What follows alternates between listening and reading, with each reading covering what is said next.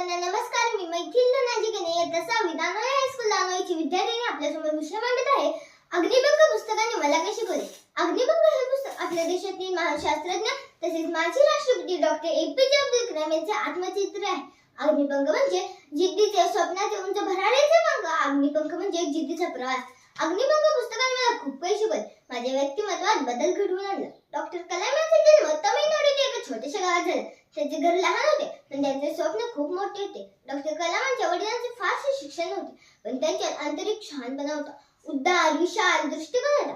तसेच त्यांची आई प्रेमळ व स्वाभिमानी होती. हेच गुण डॉक्टर कलामांनी घेतले. डॉक्टर कलामांनी लहानपणापासूनच कष्ट केले.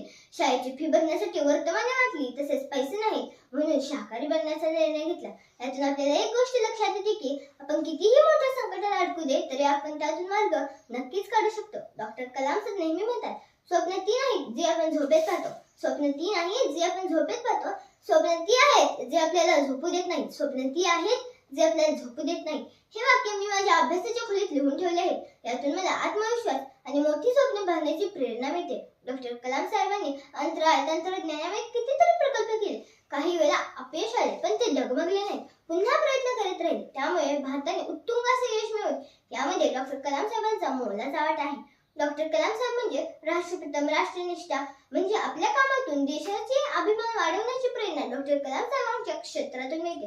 आपण कितीही मोठे झालो तरी पाय जमिनीवर असावेत. आपण कितीही मोठे झालो तरी पाय जमिनीवर असावेत. आपण सदैव नम्र आणि साधे असावे हे सदैव लक्षात ठेवावे.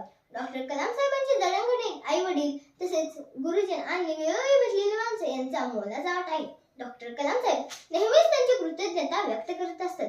डॉक्टर कलाम साहेब म्हणतात, वर्तमान कितीही सुखद असला तरी भूतकाळ विसरता कामा नये.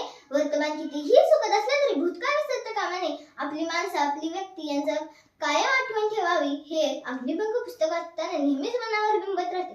22 मे 1989 ला अग्नी उड्डाण यशस्वीरित्या पार पडले तेव्हा कलाम साहेब लिहितात, अग्नी आग आहे भारतीयांच्या हृदयातील. अग्नी आग आहे भारतीयांच्या हृदयातील. तिला शस्त्र बनवू नका. तिच्यामध्ये सिमवेत आहे राष्ट्राची जय अस्मिता. तिच्यामध्ये सिमवेत आहे राष्ट्राची जय अस्मिता. म्हणून तर ती इतकी प्रकाशमान